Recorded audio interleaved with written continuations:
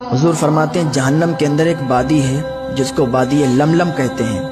اس کے اندر جو بچھو ہیں ان کی جو گردنیں ہیں وہ اونٹ کی گردنوں کی طرح موٹی موٹی ہیں، ان کی جو لمبائی ہے وہ 1 مہینے کی مسافت ہے۔ حضور فرماتے ہیں اگر وہ کسی کی ڈنک مار دیں تو ان کا زہر انسان کے اندر 70 سال تک رہتا ہے، 70 سال تک۔ صحابہ نے عرض کیا یا رسول اللہ صلی اللہ تعالیٰ علیہ وسلم یہ عذاب کس کو دیا جائے گا، یہ بچھو کس کے ڈنک ماریں گے؟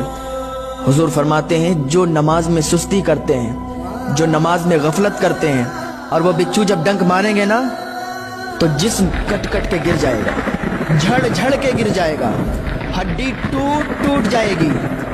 وہ زہریلے بچھو، کھیت کا بچھو اگر ڈنک مار دے ہم برداشت نہیں کر سکتے، جہنم کے اندر وادی لملم کے بچھو کا ڈنک کیسے برداشت کر سکتے ہیں؟ کیا ہمارے جسم کے اندر یہ تاب ہے؟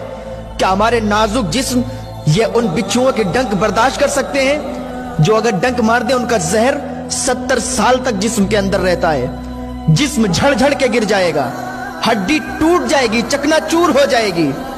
کون ہے جو اس عذاب کو برداشت کر سکتا ہے؟ میرے بھائیوں تمہیں خبر نہیں ہے، تمہیں لگتا ہے سب ایسے ہی ہے، پر جب قبر کے اندر جاؤ گے تب تمہیں پتہ چلے گا۔ آ جاؤ ابھی اللہ کی طرف آ جاؤ، اس کی رحمت